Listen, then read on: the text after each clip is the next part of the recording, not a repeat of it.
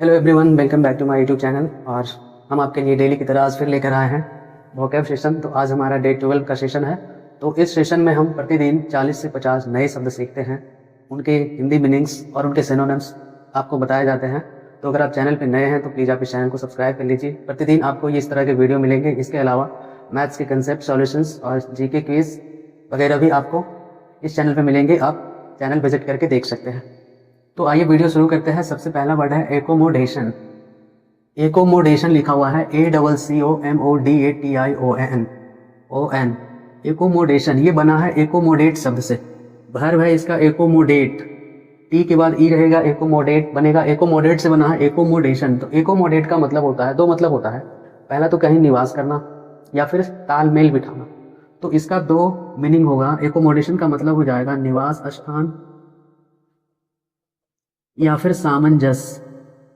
सामंजस्य जब आपस में तालमेल की बात होगी वहां पे एकोमोडेशन होगा, तो ये तालमेल का अर्थ देगा।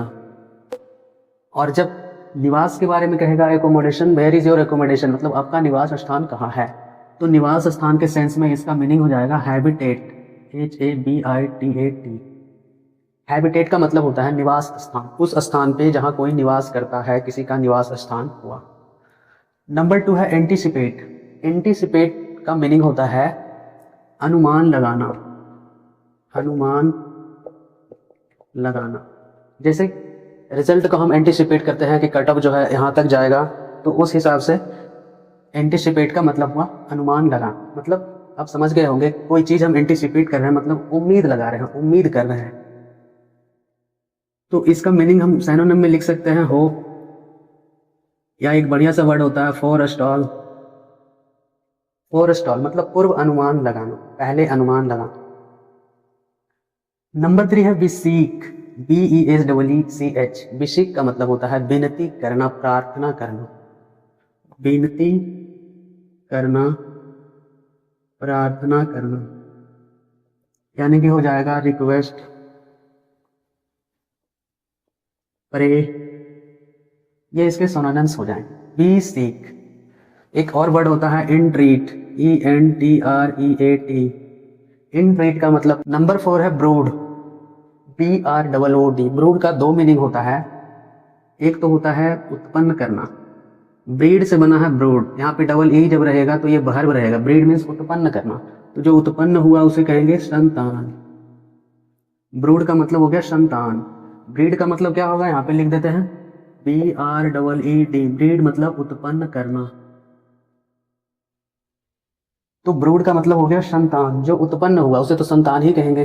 ब्रूड का एक और मतलब होता है विचार करना, यानी थिंक या पॉन्डर। पॉन्डर भी इसका सिनोनिम होगा, थिंक या पॉन्डर, विचार करना, सोचना। संतान का एक और मीनिंग होता है ऑफ स्प्रिंग। ऑफ स्प्रिंग ये हो गया। जब संतान के मीनिंग सेंस में आएगा तो ऑफ स्प्रिंग उसका सिनोनिम हो जाएगा ब्रूड। 5 नंबर वर्ड है एग्जिबिट। एग्जिबिट, एक्स का मतलब बाहर और हिबिट, तो इसका मतलब होता है जब कोई चीज हम बाहर दिखाते हैं, यानी क्या करते हैं, प्रदर्शन करते हैं। प्रदर्शन करना, प्रदर्शन करना। इसके मीनिंग इंग्लिश में और वर्ड होंगे डिस्प्ले। नंबर 6 वर्ड है डुबियस। डुबियस किसी की एक्टिविटी डुबियस है, मतलब संदिग्ध है। कोई डुबियस वर्क कर रहा है यानी कि फर्जी काम कर रहा है। तो डुबियस का मतलब यही होता है संदिग्ध, जहां संदेह बहुत ज्यादा है। डाउटफुल। डाउटफुल, डाउटफुल इसका सिनोनिम हो गया। 7 नंबर में है इन एक्ट। एक्ट मीन्स कानून, और इन मतलब उसको वर्ब बना दिया। तो कानून को जब अप्लाई किया जाएगा तो उसे कहेंगे लागू करना। इन एक्ट मतलब लागू करना। इन एक्ट तो कानून बनाना या लागू करना। इसके लिए पिछले लेसन में भी एक वर्ड आया था बढ़िया सा, लेजिस्लेट। LEGISLATE। ये ऑफिशियल वर्ड हो गया लेजिस्लेट। सिंपल वर्ड में सिनोनिम में कुछ भी हो सकता है, अप्लाई। नंबर 8 में है फ्लिटिंग। फ्लिटिंग, फ्लिटिंग उन चीजों को कहा जाता है, उन मोमेंट्स को कहा जाता है जो थोड़ी देर चलते हैं, तुरंत ही खत्म हो जाते हैं। तो फ्लिटिंग का मतलब होता है क्षणिक, जो क्षण भर में खत्म हो जाए। थोड़ी देर चले, ज़्यादा देर नहीं चले। तो फ्लिटिंग मतलब क्षणिक। मोमेंटरी, MOMENTARY, जो मोमेंट भर का ही रहे, अगले मोमेंट खत्म। नंबर 9 में है हैलोड, HALLOWED। हैलोड का मतलब होता है पवित्र, यानी सेक्रेड। सेक्रेड का मतलब भी पवित्र होता है, हैलोड का मतलब भी पवित्र होता है, दोनों एक दूसरे के सिनोनिम्स हैं। यहाँ पे ध्यान रखिएगा, एक वर्ड है होलो, HOLLOW। यहाँ पे देखिए HA है, यहाँ पे HO है, तो जब होलो आएगा, होलो का मतलब होता है, आप मैथ में पढ़े होंगे होलो स्फेयर, तो होलो का मतलब होता है अंदर से खाली, और होलोड का मतलब होता है पवित्र, सेक्रेड। तो आप इन चीज़ों पे कंफ्यूज नहीं होइएगा। यहाँ पे एक बार फिर से देख लीजिए, हैलोड, HALLOWED, हैलोड मीन्स पवित्र, सेक्रेड। इसको होली भी लिख सकते हैं, HOLLY। और होलो, HOLLOW, मतलब अंदर से खाली। होलो स्फेयर मतलब जैसे फुटबॉल होता है, अंदर खाली होता है, उसमें हवा भरा होता है, तो वो होलो हो गया, होलो। 3 नंबर वर्ड है मैगजिम। मैगजिम उसको उसे कहा जाता है जो पुरानी कहावत हो, पुरानी जमाने से चली आ रही हो कोई कथन, जिसे हम आज भी कहते हैं, जैसे घर की मुर्गी दाल बराबर। तो ये क्या हो गया, एक मैगजिम हो गया, एक कहावत है, सिद्ध कथन जो जमाने से चली आ रही है। नाच न जाने आंगन टेढ़ा, तो ये सब जो है कहावतें हैं, तो यही इसी को कहते हैं मैगजिम। मैगजिम का मतलब कहावत, मतलब स्टेब्लिश्ड स्टेटमेंट जो पुराने जमाने से चली आ रही हो, तो उसे कहेंगे प्रोवर्ब। इंग्लिश में इसका एक और मीनिंग होता है प्रोवर्ब, मीन्स कहावत।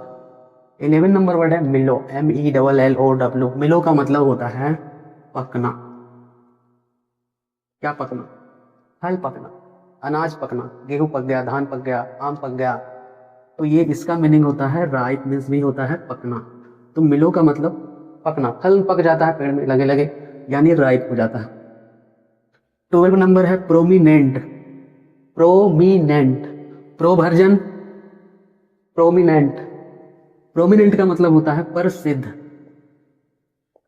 कोई डॉक्टर प्रोमिनेंट है यानी प्रसिद्ध है, तो इसके लिए एक वर्ड है फेमस, FAMOUS, फेमस।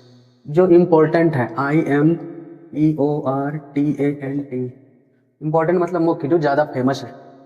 सिनोनिम में आ सकता है, मीनिंग तो अलग अलग है। फेमस मीन्स प्रसिद्ध, इंपॉर्टेंट मीन्स मुख्य, प्रधान। प्रोमिनेंट का मतलब होता है जो प्रसिद्ध, जो ज्यादा प्रचलन में है, जिसके बारे में लोग ज्यादा जानते हैं। नंबर 13 है अस्पर्ण, SPURN। अस्पर्ण का मतलब होता है ठुकरा देना, ठुकरा देना। आपने किसी को प्रपोजल दिया कि चलो यहाँ चलते हैं, घूमने चलते हैं, खाने चलते हैं, पीने चलते हैं, तो वो अगर ठुकरा दे रहा है यानी वो अस्पर्ण कर रहा है। SPURN का मतलब होता है ठुकरा देना, यानी डिस्पाइज। डिस्पाइज का मतलब भी होता है ठुकरा देना। स्पर्ण का सिनोनिम हो गया डिस्पाइज। डिस्पाइज मीन्स ठुकरा देना, मना कर देना। 14 नंबर वर्ड है डायलॉग। यहाँ पे देखिए डायलॉग है और ये मोनोलॉग है। तो डाई मतलब होता है दो, कार्बन डाइऑक्साइड, तो कार्बन डाइऑक्साइड जैसे बोलते हैं, तो डाइऑक्साइड मतलब ऑक्सीजन दो है।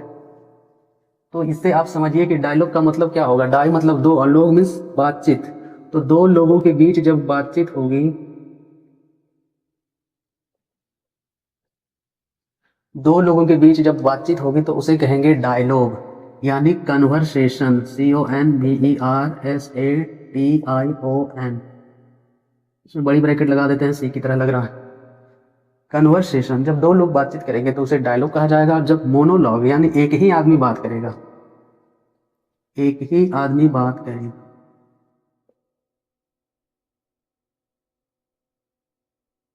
एक ही आदमी बात करेगा, तो उसे कहेंगे मोनोलॉग, यानी एक आदमी की बातचीत। इसको ऐसे लिख देते हैं, एक आदमी की वार्तालाप। मतलब जैसे कोई स्टैंडिंग स्पीच है, खड़े होकर बोले जा रहा है, बोले जा रहा है, बोले जा रहा है, अपने आप में ही बोल रहा है, कोई दूसरा रिस्पॉन्स नहीं दे रहा है, कुछ नहीं बोल रहा है, कोई दूसरा भाषण की टाइप दिए जा रहा है, तो उसे कहेंगे मोनोलॉग, अपने आप में बोलते जाना। 16 नंबर वर्ड है इंस्क्रिप्शन, और 17 में है देखिए प्रिस्क्रिप्शन। इंस्क्रिप्शन और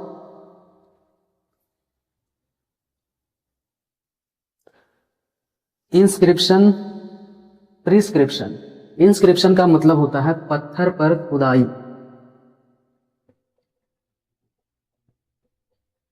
आप जैसे हिस्ट्री में पढ़ते होंगे अशोक के शिलालेख, तो सम्राट अशोक ने क्या किया, पत्थरों पर खुदवाए, जो उसे संदेश लिखवाना था, जो भी दुनिया को संदेश देना था, उन्होंने पत्थरों पे खुदवाए। तो वो जो होता है उसे क्या कहते हैं, इंस्क्रिप्शन। जो लिखा हुआ है वो इंस्क्रिप्शन है, यानी इनग्रेव्ड। अंग्रेजी में इसके लिए वर्ड है एक और, इनग्रेव्ड। ये इसका सिनोनिम हो जाएगा। ग्रेव्ड मीन्स खुदा हुआ, इनग्रेव्ड पत्थर पे खुदाई। और प्रिस्क्रिप्शन जो होता है डॉक्टर की सलाह होता है। जैसे डॉक्टर की सलाह, हम बीमार हो जाते हैं, डॉक्टर के पास जाते हैं, डॉक्टर हमें डायग्नोस करता है क्या हुआ है, क्या तकलीफ है, क्या बीमारी है, उसके बाद वो कुछ लिख के देता है। जो लिख के देता है वो प्रिस्क्रिप्शन होता है। जो डॉक्टर की पर्ची में जो एडवाइस लिखे होते हैं उसको कहते हैं प्रिस्क्रिप्शन। 18 नंबर वर्ड है कोजेंट। कोजेंट का मतलब होता है जिसे काटा नहीं जा सके, जो अपने आप में संपूर्ण है, जिसका कोई काट नहीं है, वो अब्सोल्यूट है, सिद्ध बात है एकदम, अब्सोल्यूट। कोजेंट मीन्स अब्सोल्यूट, इसका मतलब होता है अकाट्य। जैसे कोई घटना होना है तो होना है, जैसे मृत्यु क्या है, परम सत्य है, अब्सोल्यूट ट्रुथ है। तो यही है अकाट्य, जिसे काटा नहीं जा सके, जिसे टाला नहीं जा सके, वो अकाट्य है, वो होकर ही रहेगा, परम सिद्ध सत्य है। तो कोजेंट का सिनोनिम अब्सोल्यूट। कोजेंट मतलब याद रखेंगे अकाट्य, जिसे टाला नहीं जा सके, काटा नहीं जा सके, जो होकर ही रहेगा, परम सिद्ध सत्य। तो ये 4 वर्ड आपके होमवर्क के लिए है HW। इनके मतलब आपको कमेंट सेक्शन में बताना है कि इनके क्या मतलब होते हैं। वीडियो पसंद आए तो दोस्तों के साथ शेयर करें और कमेंट करके हमें जरूर बताएं कि आपके क्या फीडबैक है, क्या सजेशन है, वीडियो में क्या कमी रह गई है, क्या इंप्रूवमेंट्स चाहिए आपको, और किस टॉपिक पे वीडियो चाहिए, तो कमेंट करके अपने सुझाव अवश्य दें।